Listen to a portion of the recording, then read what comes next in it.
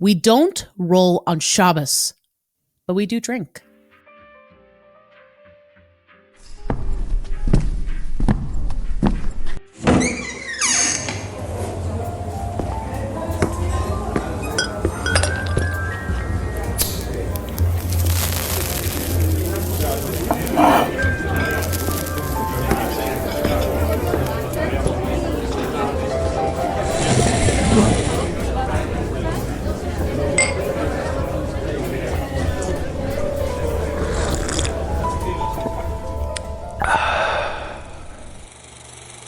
Sipping on Cinema begins in 3, 2, 1.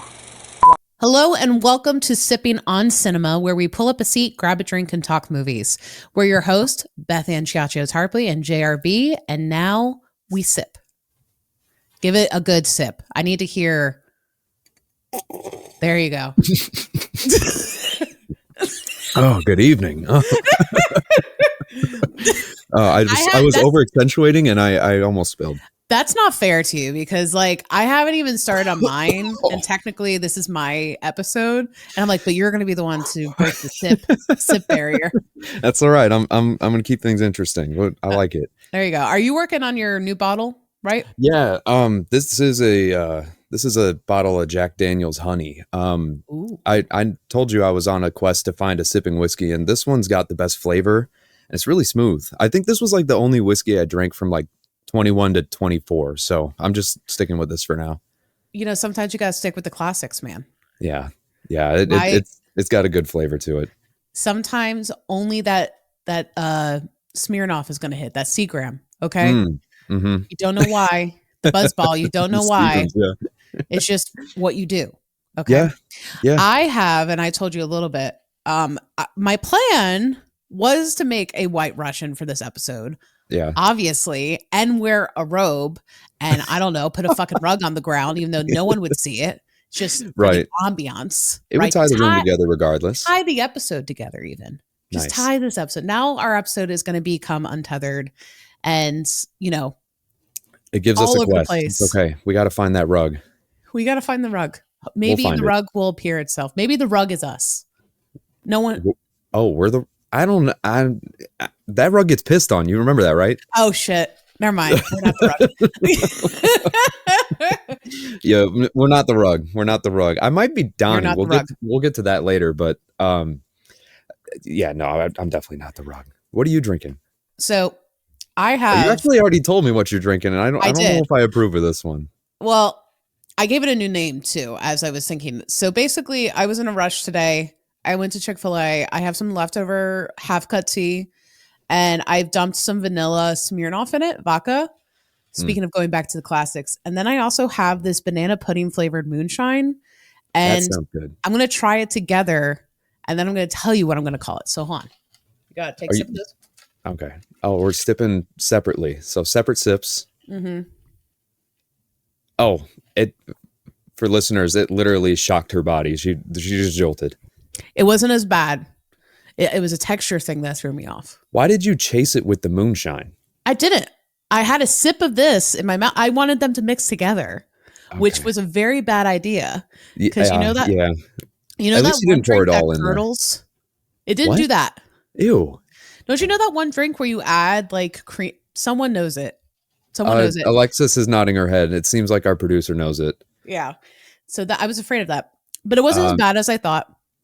I am calling this, instead of the White Russian, the White Appalachia. The white what? The white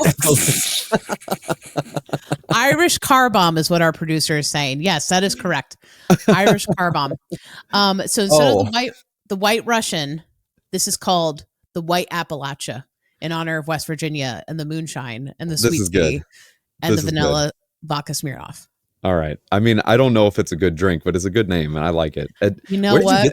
Where'd you get the moonshine? Is this from Tony at the liquor store? Tony. Let's talk about Tony, because I didn't see him this week and I've been really sad. Okay. Like, I had plans Alexis to go. is dying to know. I don't have a good Tony update because I haven't had a chance to go to the liquor store. This is from my last visit from Tony. Oh, wow. And I drink half of it for Truman. Okay. And then I'm going to I don't finish remember it that at one. some point today. That's a good one for a Truman Show, actually. I like that. Yeah, because I did the full cocktail situation. And then I had a sip of this to open up. But Yeah, I'm yeah. not gonna, I like it. I'm gonna have to try the banana pudding moonshine, but yeah, I think if we put the white Appalachian, It's pretty good by itself. I don't think if that goes on the menu, I don't know if I'll ever try it, but we'll still put it on the menu. I'll tell you what, I'm gonna make a graphic. This week is gonna be. I know we'll talk a little bit about drinks. I feel like we're gonna make several different drink graphics. One for the White Russian, one for whatever we think our drink is, which is going to be a White Russian. I don't think we really have any others unless we think of anything. I mean, that's such a big identity piece of this movie. Why we can't choose anything else? Exactly. And then the White Appalachia. I will put the recipe online for any brave souls. Okay. Maybe that will be our Chick-fil-A sponsorship. You know, we're not getting Burger King. If you peep the Iron Man episode, I already messed that one up, but, didn't I? Yeah. So Chick-fil-A episode 1. Yeah. Or they're going to despise this and then we'll just burn another bridge. But yeah, not. What is all this for? What are we doing all this for? What, all the drinking for? Or all the bridges burned? I'm not look, I'm doing comedy, okay? I'm sorry if it almost feels like insult comedy, but it is what it is. The people need the words. It's been natural so far. You haven't gone out of your way. But I feel like there's some sort of list. Like there's all these corporations that you need to. I don't know. Am I off track? We'll make a grievance list. Yeah, of all the corporations that I have collectively shit on with jokes. Oh my goodness. Oh, speaking of grievances, remember how last episode I mentioned that casually, by the way, mentioned that Marvel Snap is like my favorite mobile game? Yes, you got to tell the story. Yeah, so like literally a day later, I wake up and for those who don't know, TikTok was getting banned in the US because for a million reasons, but my favorite mobile game got caught in the crossfire because they're owned by the same publisher. So like the developers, they didn't even know, but like since Newverse published it and ByteDance owned the rights to it, they're like, no, you can't distribute this in the US anymore. So like, I was just saying, I play this game like an hour a day. I can't go a day without it.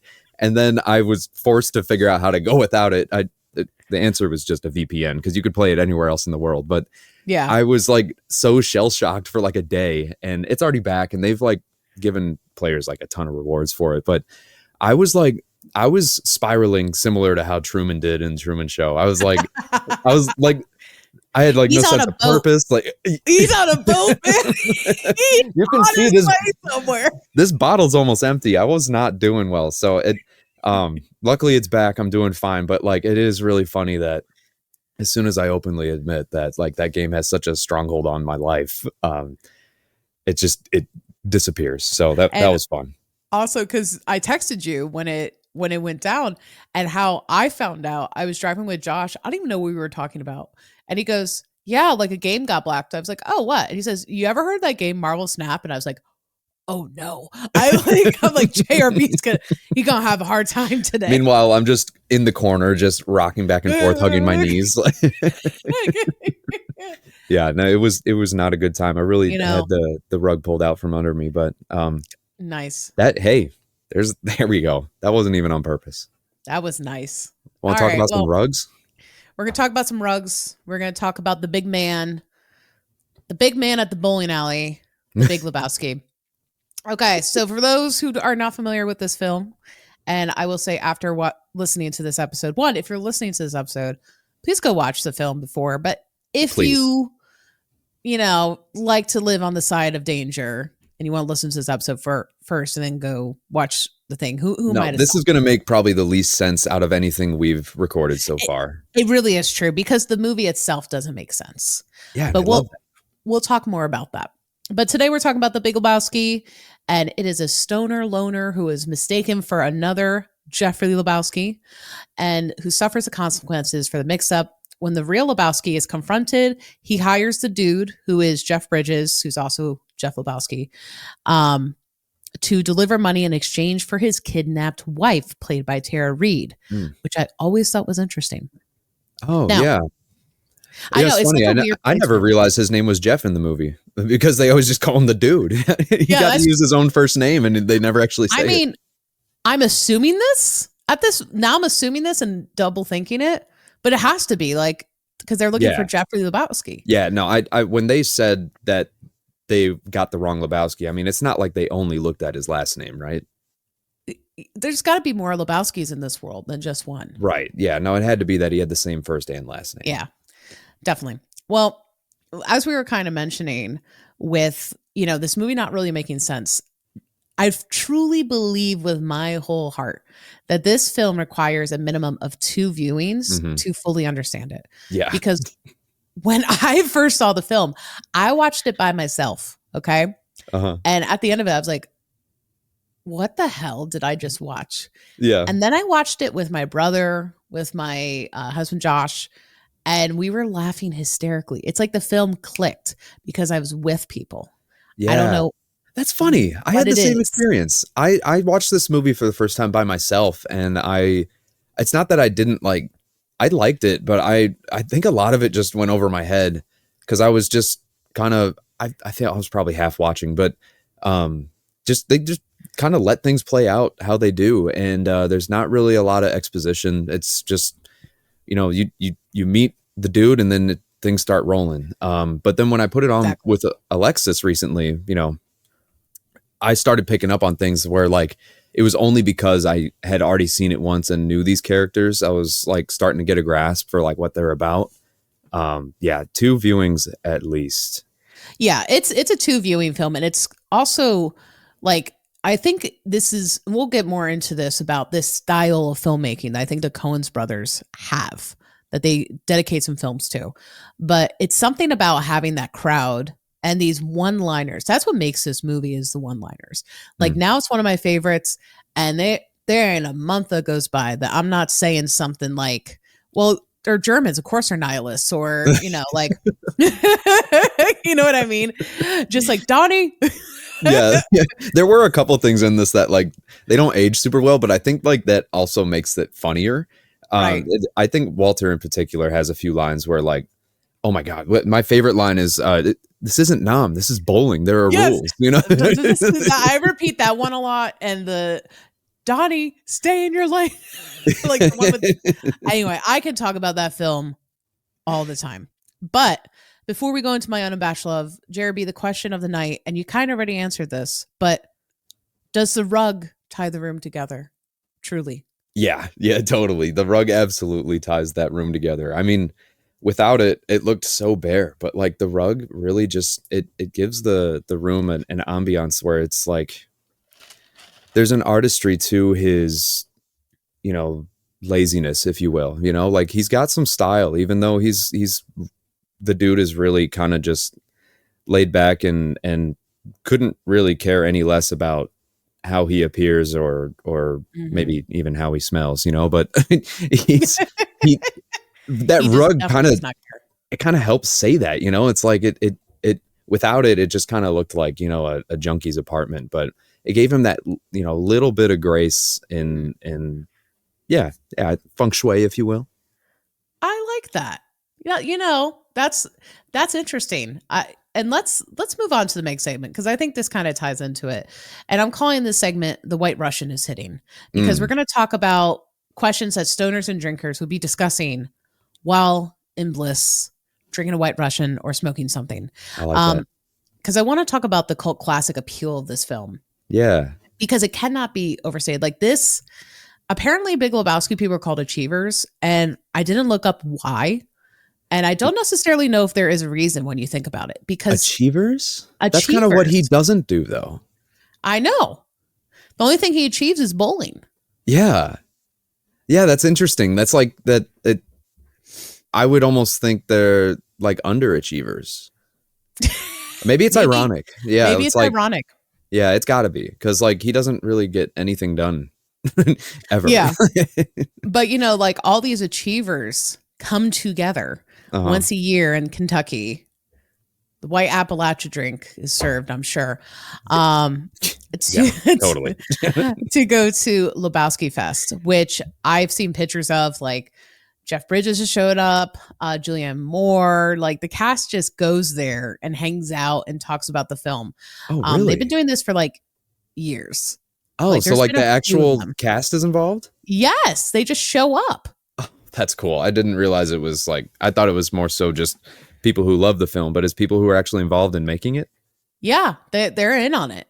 And that's kind awesome. of like, I think when you have these type of films, like they're so underground, right? Like, I mean, yes, people know The Big Lebowski, but it appeals so much to that underground community because of this absurdity that's in it, which brings me to my question. What are some of the scenes that took you by surprise? Well, you mentioned Julianne Moore. That will do it. Any scene she was in, I think. Yeah. Well, you never wanted to be naked throwing paint on a canvas from 10 feet up in the air. I didn't say that. I was just saying it caught me off guard. No, I mean, you see her for a split second right before the dude gets knocked out and his rug gets jacked. And then he goes looking for her, and the next time he sees her is when she's swinging up above him. So, yeah, but then, I mean, she even, tries to have his baby, like, without his consent. So, like, she's just nor wild. does he care once he finds out he doesn't have to be involved. Yeah, right. As soon as the responsibility is taken away, like, she's like, "Oh, I don't need you to be a part of this." He's like, "Oh, all right." Yes, I mean that she definitely kept things interesting for sure. I mean, what about you? What's something that catches you off guard? Because you've watched this more than I have. I have. I think for me, definitely, I think this is the stupidest scene in the whole movie. Whenever Donnie dies and they put his ashes in a fucking like Folgers can, and then they drop it out and they're like, "Goodbye, my sweet prince." Like that scene gets me every time. Really, anytime John Goodman opens his mouth, dude, I am rolling. Fine, have your way. Not bowling, rolling. Rolling, especially when he interacts with John Turturro. Oh man. Yeah, no, they have, I mean, talk about, I don't even know what to call him, because like Firecracker comes to mind, but like it's so much more than that. Like he flies off the handle and it's just, there's no stopping him, regardless of who's there or what's happening. Once he sets his mind on something, like that's it. Yeah. This reminds me of another line that I often quote, and this may be my number one quote. I'm interested that it didn't come up because it's a John Goodman line. Am I the only one who gives a shit about the rules? I say this at work almost all the time. And man, that was so good. Any of the girls I work with. Yeah, none of us have seen it, but I'm always, does anyone give a shit about the rules? Man, that's that line, dude. Preaching to the choir. I make those types of references every day. And I mean, it's not about whether or not people pick up on them. It's the fact that you're saying it, Exactly. Don't ever lose your confidence in the references that make you happy. Just because someone else doesn't know it doesn't mean that it's not worth it, because that means you get to tell them about it. So never, ever lose your confidence with that. I need that quilted on a pillow. No. You have brought up something I heard, and I am asking the crafting community to please put that on a pillow and send it to us, because Alexis is nodding her head. No, Alexis, my wife, is the crafting community. That was it. She is craft. That was it. That is our motto for the show, at least for the time being. We'll workshop that. Yeah, I like that a lot. But yeah, no, I've always felt that way, because I used to get embarrassed by the things that I would quote, like the Kim Possible movie on Disney Channel. That's so drama. And then I realized, no, that movie helped shape my childhood, and I'm going to continue quoting it. And if people want to look into it, they can understand me better. And if not, at least it was funny to me. Didn't she used to say, "What the sitch? What's the sitch? Hey, Wade, what's the sitch?" Yes, I say that. The communicator chime, the bum bum bum. That's still my text. I was thinking about that. I was just, because that's kind of like, it's similar because they had it with like the Disney Channel noise, that they were kind of similar. And then that brings up a memory.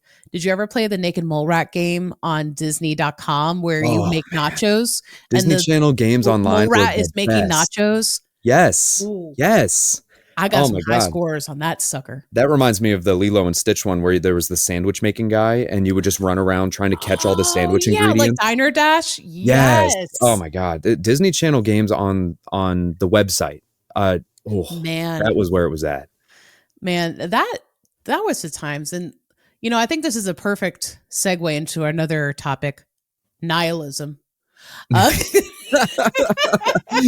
Yeah, yeah, you mentioned it earlier. the nihilism of it all. Um, so we kind of talked a little bit about this. I think this is like such an important thing about this film is the Coen brothers get this nihilism itch once in a while between films, right? You got the Big Lebowski. It doesn't really have a purpose. I mean, yeah, it has a plot, doesn't have necessarily a purpose. You got Burn After Reading, which literally says in the movie, J.K. Simmons is like, so what have we learned here? The answer is nothing. No one The learned answer is anything. nothing. No one learned anything. And then Great there's line. Hail Caesar, also doesn't really have a point. And it's an odd feeling, I guess, because we don't see this very often. I feel like this is something they do really well. Mhm. Our films that don't have a point. Yeah. It really is rare. And so do you like this style of filmmaking? I feel like it's really them, like they're niche to it, but Yeah. No, have you I seen any other examples of it? I love this because when you take away like the beginning and like the end of a story, all of a sudden anything and everything in the movie can have meaning, you know? So like when you watch a movie like this, I feel like the story really pivots from like that whole greater meaning being established by the director, and they kind of just more so leave it up to you and make it more of like a character analysis, you know? Because like we just follow the dude through his life journey and we see him in like all these different elements, and it's just we're just studying him, you know? We're getting to know him in like all of these struggles and all of these triumphs, and like with all his closest friends. And I really like that you have the freedom to focus on that, you know, and you don't have to worry about whatever other overarching story is being told. This is where the focus is on the characters. So I've always enjoyed stories like that. That really is true, because that's another big thing with this film. A big takeaway is how well made these characters are. They are. Each one, even to the smallest ones, like Tara Reid of all things, the Tara Reid of it all. Like even she has these moments where it's like, oh, she's actually good at this. Yeah. Not that she wouldn't be. I know she's an actress, but like, Sure. I remember her more as a model. But like, I feel like every person eats their role. And I love whether it's film or TV, where every actor is eating. They are feasting. They are in their element. They're in their lane, so to speak. Yeah. There's Johnny, just like out of your element. No. He is in his element. no, they were all in their element. I loved that because like there's a certain level of conviction that I think adds some legitimacy to a movie where, you know, we go to a lot of movies to really immerse ourselves in the world that's been created, you know, by those filmmakers. And it's hard to do that when you have characters that don't feel fully fleshed out or just don't feel like they're being portrayed very well. But like, I don't think there's a weak spot in this movie in terms of like the characters and how they're written, because everyone's so interesting. You know, you have questions about everyone. Like for me, like Donnie and Walter, I want to know how the dude even became friends with them. Like, did he meet them at the bowling alley, or where did that friendship blossom? You know, I wonder if that was covered, because they came out with Jesus Rolls, which is based on John Turturro's character. Yeah. Nobody fucks with the Jesus. But they may have explored it in that, but I don't know much about the film because I didn't see it.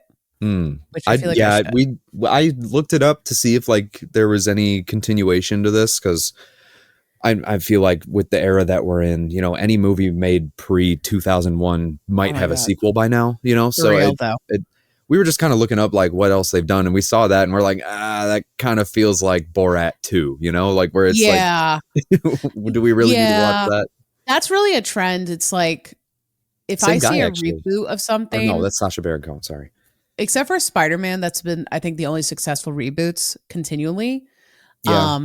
Yeah, including like Into the Spider-Verse and like reinterpretation of that character. Sure. If I see something that's like a sequel being released 15 or 20 years after the fact, I have such a bad taste in my mouth from it being the cash grab that it actually is. Like I've moved past my excitement. Right. You know Like it's very rarely done in the name of telling a good story, you know, and that's the part that I don't like, is that the motivation isn't to entertain, you know, it's either to make money or to sometimes it's just to keep something, you know, like the whole Lego thing. I forget which studio, I think it's Paramount maybe. They have the rights to the Lego movie stuff, and they have to keep making movies every few years or they won't be able to retain those rights. And so that's what Disney does with their characters. Like, yeah, that's why everyone. I mean, that's the reason Fantastic Four sucked for so long, is that Fox just wanted to hang on to the rights. And so that 2015, was it 2015 movie they made? Fan Four Stick? Fan Four Stick, yeah. I mean, to call it anything else. The abomination that it was. Finally, this 2025, 10 years later, this is the year that things will get better for the Fantastic Four, hopefully. Yeah. I mean, they're in the game Marvel Rivals, that's kind of taken over the world right now. Human Torch and The Thing are about to come out, and then they have their own movie this year in the MCU. They're finally joining the MCU. So, when it comes to Fantastic Four, that's a charged topic for us. But some studios, you know, it's because that IP is so valuable, you know. So I mean, so many of those sequels kind of are just, you know, people trying to hang on to things that they don't want to let go of. But it's kind of sad. I'm looking at you, Robert Downey Jr. I'm looking at you for that phrase. I ain't gonna bring it up. I ain't gonna talk about it, because when we first started this show, like when we were planning it, I think it went on for 30 minutes about this subject. Yeah, I ain't gonna bring it up. Okay, thank you. But you all should know. All right. Well, to answer your question, I do like the nihilistic film where it's literally just following a dude trying to enjoy his life. But how many different ways can you order a White Russian? I liked when he just asked for a Caucasian and they knew what he was talking about.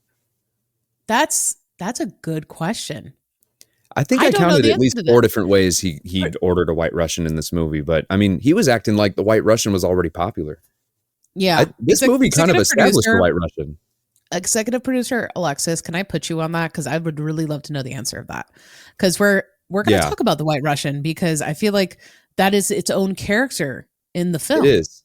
It absolutely is. It's one of the very few times that a drink is actually the character. Right. Yeah. And I mean, I think it works pretty well for what we're trying to do with this show here. I mean, the White Russian was, I mean, pretty pivotal. It was his comfort piece in the movie. Alexis, let's look up how many different names there are for a White Russian, the drink. Don't just look up White Russian names. I don't think that's going to work right. But if you look up, I don't know why that got me. That was good. If you look up the drink, the White Russian, and ways to refer to it, I know he called it a Caucasian, and that's my favorite because that's just me. You know, if you see words like rested 1984 veneer, that's just the what do you call it? What's his name? He's just getting in your head. He's going to activate you. Just that's not the right one. Oh my god, no, the White let's go back for a second and talk about the White Russian because I think we just need to kind of appreciate you know what all it did for this movie. So if let's do a quick picture of this. It's 1998. You know, I was only a year old. If you, I don't know, do you want to expose yourself like I just did? How old were you in 1998? I was in kindergarten. All right, sorry. Yeah. It stinks. The way the world brings us together. But yeah, I mean, if you want to get into it, The Big Lebowski hits theaters in 1998. The movie doesn't even really explode at the box office. It just becomes popular afterward, thanks to home video and word of mouth. You know, it's kind of one of those movies that we would have missed if it was in theaters. We would have been like, oh, I wish I would have gone and seen that one. I feel like at least 3 or 4 times a year, there are movies that get me like that. But even less expected is The Big Lebowski transformed the White Russian from a forgotten 70s cocktail into like the ultimate symbol of I saw someone call it slacker chic. And I love that. Slacker chic, it might be the new motto I put up on my wall to remind me who I am. I really like that. I like that. I like that. But before this movie, the White Russian, I mean, it was more likely to be found on a retro cocktail menu than in the hand of a cultural icon like the dude. You know, but this film gave it a new life. It became the drink that wasn't just cool, but it was accessible, you know? Like when you think about like the White Russian and like everywhere he went and like how easy it was, he made it seem like it was really easy to order this drink. Like, I don't know how many people actually have Kahlua in their bar, but I don't. Me neither. We still don't. I made a note to pick it up so we could try making one of these, and I still haven't gone to get it. You've never had one, right? No, It's good. and I've had it before. I got it's it. Good. See, if I want to try this drink, I want it to be made right, and I don't know who has the best, proportion for it. I don't know. That's a good question. I mean, it's really a matter of your ratio of alcohols. Yeah. Is what okay. So mine's going to be pretty heavy-handed. Mm-hmm. But I mean, yeah. I mean, think about it. Like, nobody has the time to make like a martini, like the way like James Bond would. Yeah. Like shaken, not stirred. But like when you think of like the way that he was able to find this drink pretty much everywhere he went, I don't know, it just kind of added like this I don't know, this swagger to it, where I mean, everywhere he went, he asked for it, and no matter how he phrased it, people knew what he wanted. So I don't know, I think it's cool that it gains so much personality from this. Like it's such a known thing, But that's an interesting point. Like, especially because you got my mind going of like, no one makes martini anymore.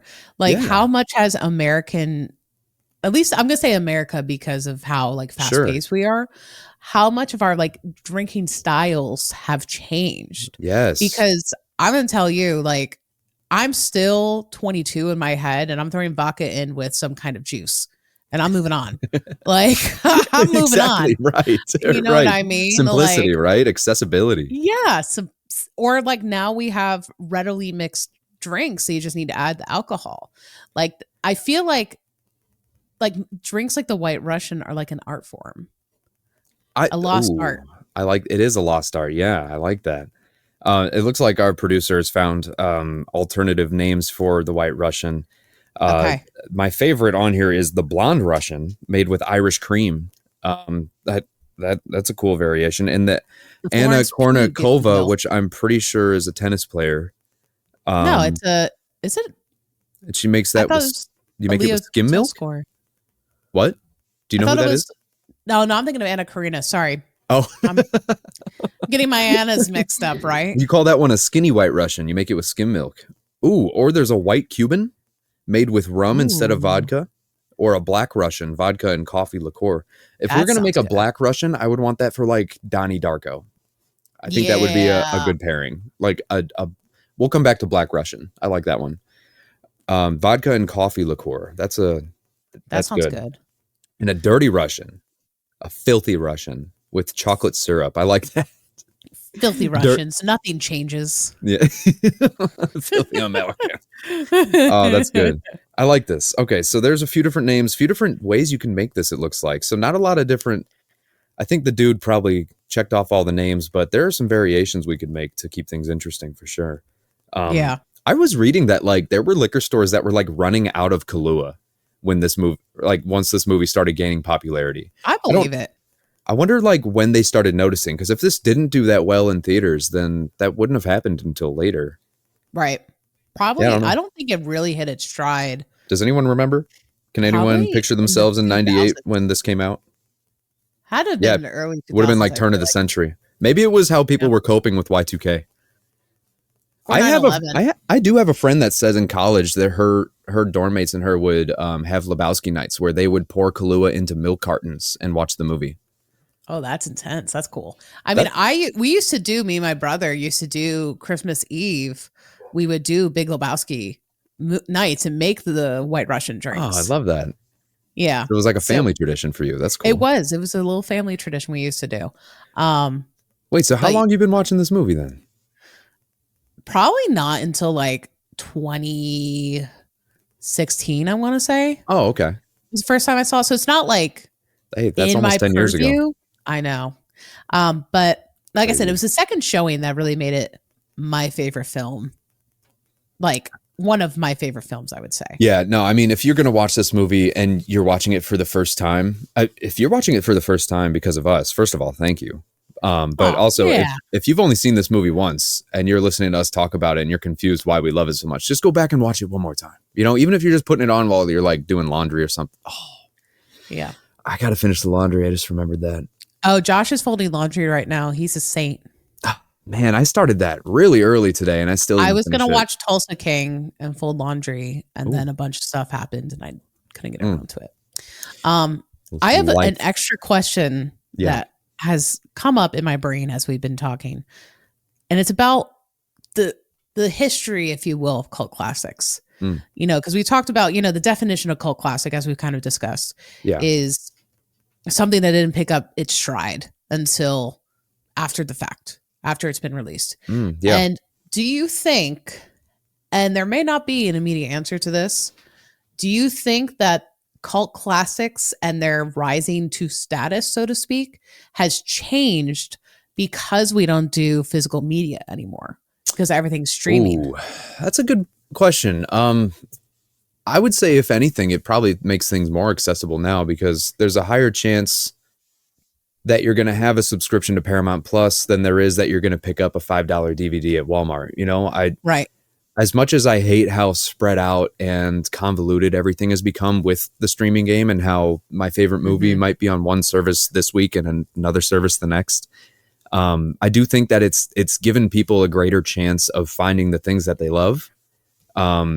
And it actually kind of makes me wonder, like, how was it that this movie gained so much popularity and got such a following if you couldn't watch it unless you went out and got the disc, you know, like, but I mean, I think that's just a testament to how much we used to rent DVDs at the store, you know, like Blockbuster. We poke fun at it these days, but I mean, like, that really was where the culture was at, was we were going to that store and seeing what was most popular, you know? So like there was some influence there too, like the store telling you what was popular, you know, and now it's, you know, Netflix saying what their top 10 is. So I think the landscape has changed, but also I think it's probably changed to make it easier. But let me ask you this. What is the last cult classic that you can remember? Ooh. Like recently released? Because nothing's coming to mind for me. Yeah, that's tough. I mean, other than like superhero movies, I mean, those are going to, you know, catch the fan base and people will keep coming back to them. I mean, maybe Dune. I think Dune's probably a good thing to point to, but even that is just for sci-fi fans, really. But I can't think of anything that matches that definition. Something that got popular after the fact, after it was released. Yeah, something that people discovered, like, oh, how long has this been around? Yeah, I'm not sure about that. That's a good question. If you guys have, anyone listening, if you've got ideas on like things that, you know, initially kind of flew under the radar and then became a bit more popular or all of a sudden caught everyone's attention for one reason or another. Yeah, I mean, nothing is really coming to mind for me. I know. Yeah, I think we're going to have to dig into that. I would love to know. What is a modern cult classic? Maybe we'll make that like an input thing on X or something like that. Cause I think that would be Twitter. I think that would be a really good piece to it. Well, let's go into our very last segment. It's bowling time. Pulling out the Wii Sport. Do, do, do, do, do, do, do, do, do. Okay. Did you have the shiny ball that indicated you were a pro level bowler on the Wii? Because Alexis and I both had it. No. Oh, you did? You did not. You did not. No, because I'm not good at things. Hey, it's just a flick of the wrist, man. You just got that flick of the wrist, and you're bowling a perfect 300. Right now, I'm playing Donkey Kong Country Returns because it re-released on Switch. Oh, wow. And this is the hardest game I've ever played. Like, it's not even enjoyable. Okay, it's not even enjoyable, but I have to beat it. See, if that's your attitude for Donkey Kong, you should have been a master bowler. Listen, I think I'm good at things, but I'm not. I mean, I'm good at some things. The things I am good at, I know. Man, this isn't even a segment on Wii bowling. I talk shit, and I do not match the shit talk. Okay? I can relate to that. Real. I mean, we mentioned Marvel Snap. I mean, the emotes, I use the taunting more than anything, and I'm not that good. Like Josh, when playing Super Smash Bros, this man has gotten into Elite Smash, okay? Oh my Like gosh. for the character Ridley. Elite Smash goals. Only so many people for that character can get into Elite Smash. Whereas me, I think I'm good. I'm like, I got it, man. And I just get my ass whooped by probably an 11-year-old in China. Man. Like, Oh, what? Oh my bad. God. I was gonna It's bad. You hadn't Maybe said an that last 11-year-old in comment. the I would have said United that this was States. Yeah, Good it could be God. anywhere. Yeah, these kids are so Anyway. sweaty. Oh, out of context, They that really sounds are. terrible. All right, let's get back to bowling. Let's get back to bowling. Real life bowling. We're gonna have a rejuvenating session at the Sipping on Cinema bowling alley. I do not have any good names, even though I'm a writer, so we're just gonna call it the Sipping on Cinema bowling. Oh, come alley. on! I got you on this. Hit me up. Come back to me. Okay. What about back. What about like the roll? Something with like the real roll, film roll, something like there's Film something there. roll? Yeah, the real roll. The Real gutter roll. cut, you know, the Justice League, the gutter cut. Oh God. I mean, that's what the Snyder Cut was basically. But yeah, pretty much. JRB, you have a team, and I have a team. Each of us have 4 players, a team name, and a signature bowling move. For your team, you can choose any actor or characters that have appeared in a Coen Brothers production. Anything they've done. If they've been in a Coen Brother film, okay, you can use them. And I'm also going to put another rule because I didn't have this in here. I'm going to let you go first. I cannot take a character that you already have. Oh, but, okay. So we're going to do like a draft, like we're treat it like a draft. Cool. Yes. We're actually drafting our bowling teams. Okay. Yes. All right. Okay. I'll come up with the team name and everything at the end because I have a feeling it's probably going to be based on who I choose. Okay. So can I, are we going? I can pick the team name last, right? I don't have to start with that. Okay. My first pick is an easy one. I would pick him on any team just for the trash talk. It's John Malkovich. He was in Burn After Reading, right? Yes. Yeah. Yes. Yeah. I would choose him just for the trash. Imagine anyone on the other team that you're facing gets cocky. He would shut that down immediately. Like, the pinfall of fate, much like your career trajectory after tonight.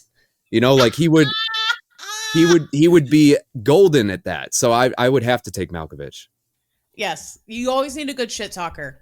You always need a good shit talker. Okay, go on. So you got Malkovich. Oh, I get to pick my full team? Yeah, pick your full team. Oh, I thought we were going back and forth. Okay. We can do it that way if you want to. No, I mean, if you're going to let me take my first 4, I'll take my first 4. Well, no, you know what? Yeah, that's what I thought. Mind. Yeah, we'll take turns. You changed my mind. Shoot. Okay. I'm going to go a different direction where you have humor to instill fear. I'm going to choose actual fear and choose Javier Bardem with his little cowpoke. That he's actually going to use the little cow thing to launch his ball.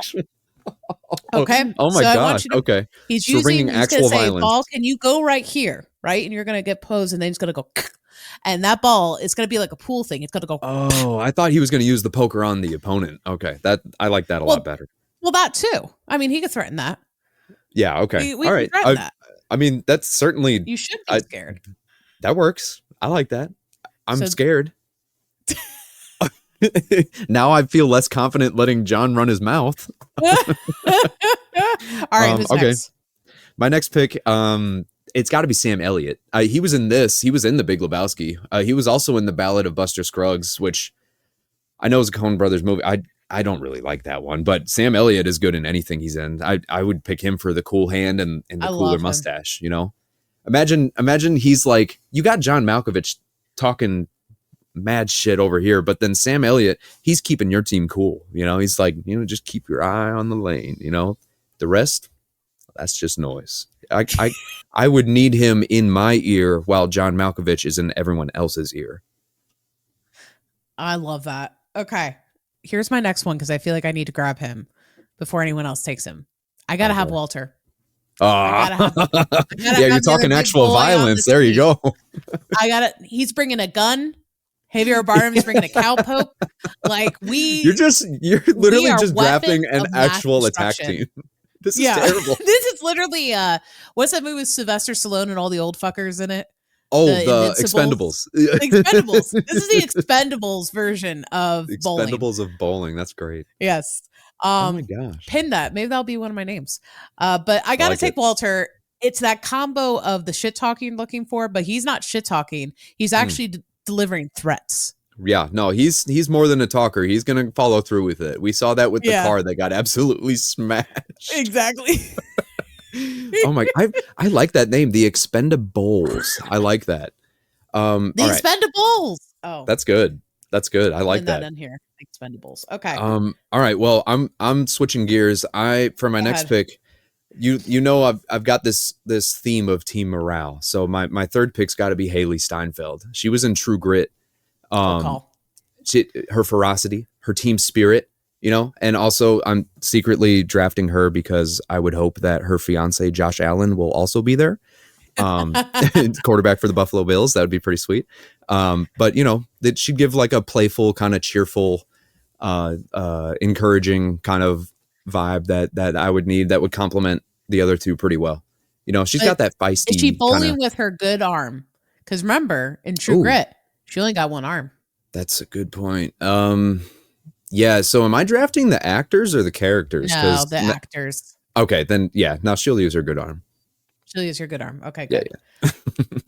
My next one is George Clooney. Oh, from Oh Brother, Where Art Thou? Right.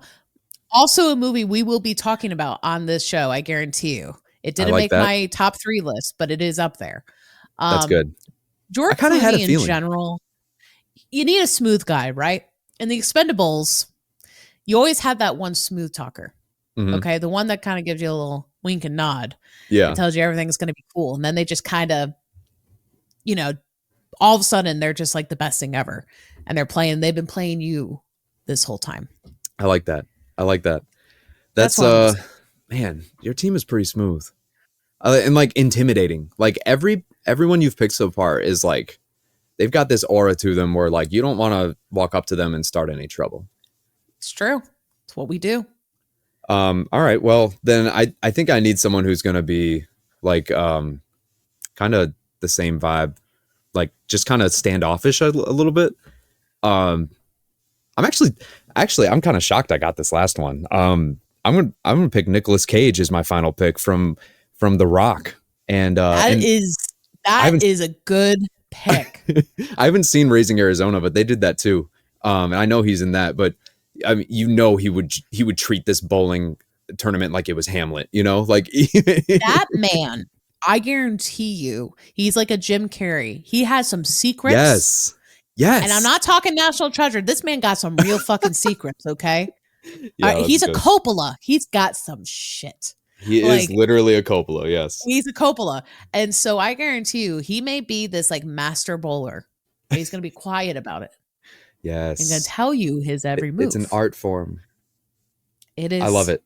Yeah, no, that I really like my team. I think this is shaped up pretty nicely. That is an excellent team. Well, I'll give my last one, and then we'll give team names and if there is a signature bowl move. I'm thinking of my bowl move. Go ahead with Well, who's your last pick? Because we've got my Clooney, last pick, Bardem, and Goodman, right? Yeah, Goodman. My last pick is going to seem like an oddball. An oddball, if you will. It's Tilda Swinton. And let me tell you why. Tilda Swinton. From Hail Caesar. Let me tell you why. Producer wifey is fist pumping. She's going to disguise herself as an old man to fit in with the rest of these old men. Oh my gosh. No, I literally, she's Alexis's show favorite. Up as Andy Warhol. Okay. Dude. One day she'll show up as Andy Warhol.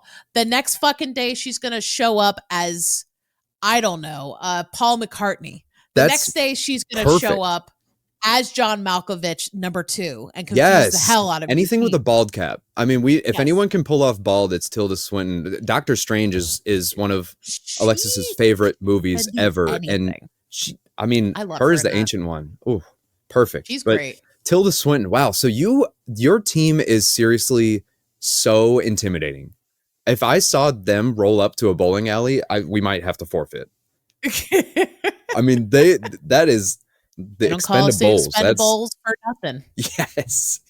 I love. All right, I see. I got to come up with now. my name then. I got to come up with my name. So we have Malkovich, Haley Steinfeld, Sam Elliott, and Nicolas Cage. Which is a solid team, may I just say? It's a good lineup. That is a well-rounded team. That is a team that has. We're gonna keep you on your toes. Some master classes. We're gonna call ourselves "Spare Me the Drama." Ooh. And I think that's also going to relate to our signature move as well. But our team name is going to be Spare Me the Drama. Do we get to make like uniforms? Yeah. Yeah. I would be, you know, that cool teal color that was like the old school styrofoam cups. So there's like teal and purple. We would be teal. We would be that teal with like white and black. Oh, I love that. Here's what I imagine for the Expendables. The logo is a bowling ball that's also not dynamite, is a bomb. Okay. And the bomb is going off. And it's going to be on a black shirt. Yes. The ball is going to be red. Yes. And then we'll have white too. Yes. I like that. And our signature move, everyone is using their weapon that they're bringing. So Javier Bardem's going to poke it with the cow poke. Walter's going to shoot at it. Okay. George Clooney, he just has a Dapper Dan can. He's going to throw it at it. And Tilda Swinton didn't really do anything in the film, but she's just weird enough. She'll like use her like she's so ominous Ancient One skills. Yes. She just breaks out a sling ring. Starts opening those Marvel Sparkle circles. Right. That's great. I love the logo, the bomb. It's so fitting. I gotta come up with the logo. Mine would be like the drama masks, you know, the comedy tragedy masks. Yes. But it would be like it would be a 7-10 split. Like, you know how in bowling the 7-pin and the 10-pin, each one would have one of those masks. Right between the spare. Yes. Yeah. Oh my gosh. I like this. I'm getting so many ideas for graphics. That's probably honestly, that's probably an actual, like, you know how on the scoreboard screens at bowling alleys they have those weird ass animations where like the pins start like dancing if they get missed or something. Like that's the thing I just described is probably an actual animation at some small town bowling alley somewhere. Might be. Or maybe you just invented it. I don't think I'm being that original, but I think that has to be our team logo. So your signature move is pulling out actual weapons. I don't know if I can beat that. I don't think I can beat that one. Ours would be more like sabotage. Like yours is sabotage in a direct way. You're like threatening. Mine would be more so like John Malkovich, like they're performing like a funeral for the pins that like before one of them bowls, you know, like they'd be like Malkovich would carry the black towel over his shoulder and Nicolas Cage would be on the side, like giving the goodbye speech. And you'd see like Haley Steinfeld behind them crying out like, why? You know, it's like, it's dramatic enough for like Cage and Malkovich to really thrive and like, you know. It also matches the Big Lebowski. Yeah, yeah. It's so absurd and has no point. And that's the ticket. Yes. That's how you get in people's heads. Well, and honest, it's enough trouble to cause some sort of commotion, but not enough for Sam Elliott to like look down on it. Because, you know, he'd be like, we either win fair and square or we don't win at all, you know? Right. So like we'd have to pick something that he'd approve of. And he'd be like, oh, these guys, you know, and their shenanigans, you know, it'd be like, he'd be more annoyed than anything else. He's just sitting. He's just sitting for it. He's there setting up the board while all the other shenanigans go off. Can I do a second team real quick? I'm looking at like all the Coen Brothers movies, and I would also want a team of just the mustaches that are in the Coen Bros movies, because you have Josh Brolin in No Country for Old Men, and then you have Matt Damon in True Grit, and Sam Elliott literally anywhere, and then like Matthew McConaughey in Dallas Buyers Club. Like all these guys have the best mustaches. I would want a team of just mustachioed men. I think you're teaching me something. Was Dallas Buyers Club? Was that Coen? I think so. Was it not? I'm gonna have it's not. It's not. Jean-Marc Vallée. Oh, then I don't know why I thought of that one. All right, we have to draft the fourth one for mustaches then. There's other Jeff Bridges mustaches in True Grit. There you go. I would take that one. Oh, that's why a did I good one. think the Coen Brothers did Dallas Buyers Club? We're gonna have to find out where I got that information from. But anyway, You're good. It the happens. point is, I need a Well, mustache team. you do. You do need a mustache team. Well, I think that's a good way to call this episode to adjournment. Thanks for joining us, dude, for the Big Lebowski talk. JRB, tell us a little bit before we close out about your next choice. Oh, good question. I'll answer that question with a question. What happens when your biggest fear is running out of time? The answer is passion, pressure, and pure artistry. I don't. Passion of the Christ. Yeah. Second time we've mentioned Mel Gibson on this show. No, for this one, I had to pick this next one because it's one of my favorites. I don't know if it was a smart choice because I don't know if there's any drink pairing that will truly live up to the creativity of this one. But I guess one last hint I'll give is if there's ever a time to try, it's now. That's all I'll say. That's all I'll say. Tasty. Well, anyway, that wraps it up. JRB, where can people find you on the socials? And also give our socials because I always mess it up. Thank you. Oh, she finally passed the baton to me. You can find me at reelyJRB. That's REELYJRB. Pretty much anywhere. Instagram, Letterboxd is where I live mainly. Twitter or X or whatever you call it. I really don't use that one anymore. Our socials are at sippingoncinema, wherever you find your podcasts, as well as YouTube, Instagram, Twitter, X, whatever. Bethanne, where can people find you? You can find me at Bethanne Tarpley on Instagram and Twitter. You also can find me on Blue Sky, which I'm trying to Oh, you're in the Blue Sky gang. I'm trying. Thank you, because I did not have the nerve for it. I'm so tired of all these new social apps. I know. That's what's hard about it, but I'm gonna give it a shot. Threads so was you my can last find me venture. there too. But other than that, until then, make yourself a White Russian. Do smoke a little weed, and maybe think about getting a new rug. Maybe one that doesn't have piss on it. Yeah, that'd be great. Well, that too. End scene.